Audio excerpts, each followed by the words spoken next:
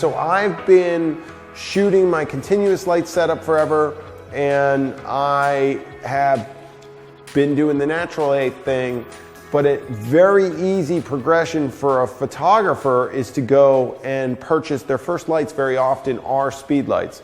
We throw them on top of our cameras to do events. If we got a family affair, you throw a speed light up there, you need a speed light with you. So most people have speed lights, they start with them, and we are gonna go over a simple speed light setup that you can do to emulate the lighting that I do with my Flex kit, all right? Which I think is pretty interesting, and I've been doing this for a while, and the shots look amazing. So being a Canon shooter, I use Canon speed lights. So I have a speed light transmitter on my camera. I have the newest, baddest speed light that Canon makes, which is the 600EX2 RT. I've got another one of those over there, and I didn't have three of them. I'm actually combining it with the 600EX RT, not the two, the first one, which is fine. They all work together just fine. So we're gonna be using those. I've got a Westcott Rapid Box, strip box on here, which I believe is a 10 by 24, and you can see it's very close to my 1x2 that I use with the Flex kit. So it's a really good simple box. It's called a Rapid Box for a reason. It is very quick. You set it up, you slap this on, and you can see that inside is our speed light. We got diffusion, and we're gonna have a very similar look to what I'm doing. So I want to give you some options to go from free light, natural light, to a lower cost setup than say a Flex kit, or going into strobes. The strobes I use are the Pro Photos. So here you can go into your middle ground if you need to with the speed light setup. And we're going to start with one light, we're going to go to two, and then we're going to go to three, and I'm going to show you all that. Guys, I got Brian here. He's fired up. Are you fired up? He's fired up. I just met him. He's like very like I feel like he's a chain already. Did you feel that? You've seen him on camera for like 2 seconds, he's a chain, right? I'm gonna bring this light in, and I'm gonna set it up kind of the way I do mine, which is at about center of the light at the ear, right about there. I just tilted it a little bit. Let's try this. Good. Release the tension in your ball sack. That always works. See, I could say that to him right away. That's no problem. I need that. Yeah, there you go. Good. There you go. Good. Hold that. Chin down a little bit. Get that brow pressure going. There you go. Do that. You should feel strange and unusual. My issue with this is I've got the shadow density on his cheek is really heavy. It's like black. It's going black. It's not to my liking. I would normally bring in fill, but let's say you only have one light. You've got a studio, you got a white background that's going really deep gray, but what I can do is I can start to bring in some ambient light. So right now, I am at ISO 100, 200th of a second at 5.6. So easily, what could I do just to open up that cheek? I can bring in some of the ambient light from outside. So I'll go as low as a 60th of a second on this. So I don't want to go much lower than that, but I will go to a 60th, and we'll see how much that will actually. So we're basically doing what I call dragging the shutter, right? So you're leaving the shutter open longer, and you're going to allow the natural ambient light to burn into his cheek. So let's see how that looks. And if it doesn't do it enough, then what I can do is I can bring the power down in the strobe, bring my ISO up, and I can work it a little bit to see. But let's see how this goes. Chin down a little bit, Brian. Yeah. All right, good. Nose, squinch it a little bit. Go nose this way. Yeah, hold that. Squinch it up. There you go, good. Turn your, look at that. You see, that's more my speed. That's much better. That's more my speed. Now, I did lighten the background, but see how the highlight on his face didn't change? It's really good. I actually like where we're going with this. Okay, so now let's say we drop the power in the strobe. We drop the power in the strobe. We go up to my normal 200 ISO. And we'll try it at 5.6, because I want the same depth of field, right? At 200 ISO at a 60th of a second. Let's try that. Squinch those eyes. Don't be afraid. Chin down slightly. You're good at the chin up thing. Chin down a little.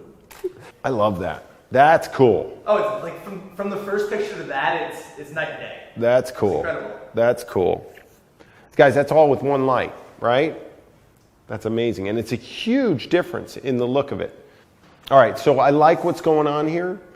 I actually like it a lot, but I really want to emulate the light that I'm used to doing, get a little bit more control. And I've got another speed light, so I'm going to bring in a second one. And I'll probably just start there, and then my third will be my kicker. Let's bring in the second one. All right, what I've got is I brought in my buddy. This is my best friend when I'm shooting, and his name is Phil. So I'm going to fill the cheek on Brian, all right? And what I like is I like Phil to fill in and the light to kind of fall off into Brian where he fills. So I always keep Phil a little bit ahead of the key light, and then I'm going to let Phil just kind of wash into Brian.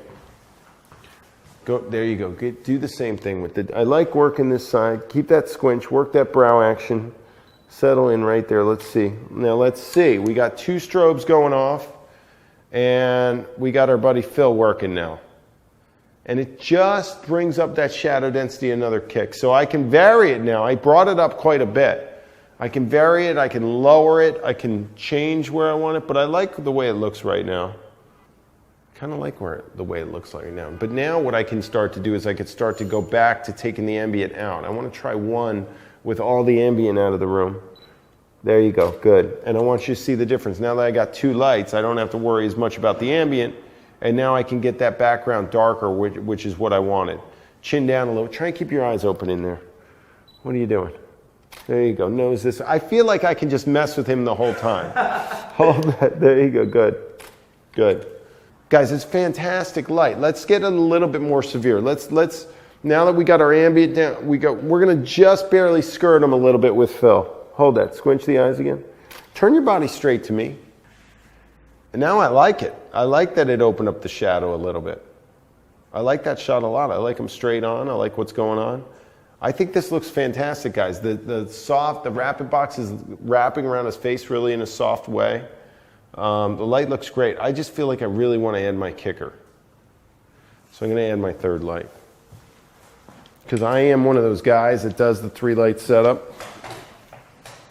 And now what you're going to be getting is the real operation that I'm used to doing. It's going to look very similar to what I do. Let me try this. Let's see how this goes. All right, right in here. Brian, you're doing great. Fantastic. Pull the corners of your mouth toward your earlobes slightly. Squint your eyes. Corners of the mouth toward the earlobes. There you go. You get what I'm trying to say? Yeah. Wow, that's too much kick. Look at how much kick that is. Look how it cuts up his face, though. All right, we got to go way down on that kick, guys. Let's try this. Let's try this. Hold that right there. So, guys, this is the light I was going for. So that kicker, if you look how subtle it is, he's very cut up in the cheekbones and in his face. In here, it's like all like sucked in a really, really good way. And I wanted to make sure the shadow density wasn't too much, so I lowered the backlight a lot. It's down at 1/64th power on this.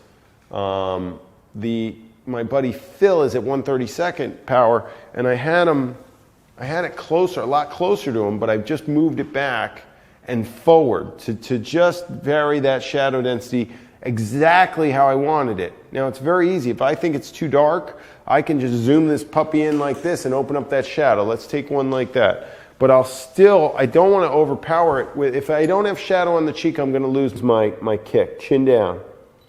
Squinch the. Why do you look in here like that every single time? You know I like the squinching. Squinch the eyes. Is that enough squinch? Get the no forehead out. Yeah, chin down. There you go. There you go. Good. Good. And I want you to see the difference. And the hint of the spot. It's a huge difference, and all I did was move the light closer. So if I'm really fine-tuning that shadow density, all I'm doing is grabbing my light and pulling it back right there. Take another one, and this is more like my light. Chin down. Squinch it. There you go. Good. Always keep the hint of a smile. I don't want you to look like a prick. So guys, there it is. Varying that distance to the light. I can pull it away. It's faster to pull it away and move it forward and watch what's going on than it is to do that. I can do a little modeling light test with the lights by hitting the depth of field button on a Canon, and it allows my lights so I can actually see what's going on. There's a lot of ambient light in here, but if there wasn't, I could see that. And now I think we got some great stuff, and I would keep the lighting like this, and then we would go to work. Let's try this. Let's turn the body this way. I want you to, yeah, there you go. Now go nose towards that key light. I'm gonna shadow up tilt the head this way a little bit. Hold that. Yeah, that's good. Really nice. Good. Squinch those eyes. Tilt the head a little bit more. Closed mouth, tiny smile. Chin up. There you go. Squinch it up. The eyes aren't squinchy enough. There you go. Good. Close the mouth, tiny smile. There you go. Good. There you go.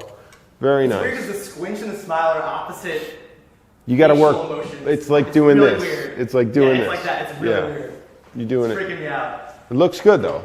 It looks great. Feels weird. Looks good. Feels great. That's what matters. Come on out. Let's see how we did. Very nice. Simple. Easy. Guys, so I just wanted to show you this because it looks fantastic, and most photographers have speed lights and shoot with them. So for you to be able to get it with one speed light, that's phenomenal. You add another one and you got a great look. If you add three, you get your kick and you can cut up people's face and do that kind of thing. This is a very easy way to dive in, get in at an inexpensive level and get things going. I want to teach you something and we're just going to do a real quick lesson on this. One of the reasons, and the biggest reason why I really like continuous light, is because the pupils get smaller automatically when you're shooting with a continuous light, because the light's bright and your pupil's going to be small, right? When you're shooting with strobe, chances are you might get a situation that I call BPS, big pupil syndrome, right? Big pupil syndrome is simply that the pupil is dilated. Now, some people may say, I like big pupils, blah, blah, blah. There was this whole theory in the past that people used to put this stuff in their eyes to make their pupils bigger because humans are more attractive. I've heard it all. I don't care. I like color. Real estate in the eye is very important to me. So I like the color of the eye. Claire's got beautiful color in her eyes. If she's got beautiful color in the eyes, why would I let her pupil occupy that space with black? I don't want to. I want to bring the pupil down. So I'm going to give you a little trick that goes a long way if you're a strobe shooter on what to do to bring the pupil down. So I'm going to take a shot of her. We're going to, as you can see, the pupils are big. We're going to take a shot of her in my setup and we're going to compare the two. But I want to give you a trick. If you have a studio with a window and you're shooting strobe, and you can do this, I can't do this because my window's over here, but the key would be to put the window behind you to make the person, if I had a window here, then that area would be very bright for the person. They'd be looking at me through here, and the light through the window would affect their pupil and close their pupils down. That's one tricky way to get the pupils down when you're shooting strobe. The other way is to crank up the modeling lights all the way. Some modeling lights aren't powerful enough to do this, some are.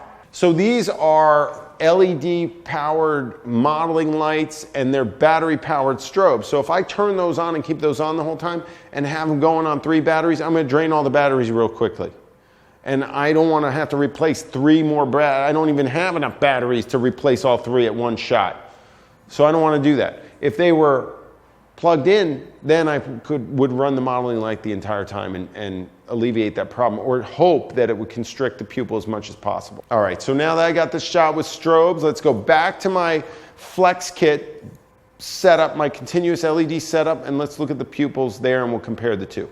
Guys, so now I got my Peter Hurley Flex kit cocoon lighting Westcott situation going, and I'm just gonna take the same picture that I just did with the Pro Photos. All right, guys, here it is. So here she is. Here's Claire. I'm feasting my eyes upon this. I'm going to zoom in. Look at this. The eyes are coming in. Holy smokes, guys. Look at that. That is the strobe setup. Now, you see, you still get some color around the eye. You get some brown around the pupil. Pretty good. But let's flip to the LED setup. Boom, shakalaka. Now we have a small pupil and we got a lot more green in the eye, a lot more color in the eye, guys. So that's continuous light, here's strobe. Continuous light, strobe, continuous light, strobe. You get the gist of it. Pretty cool. Guys, this is a little tweak. I don't want you to freak out that you're shooting strobes and your pupils are big.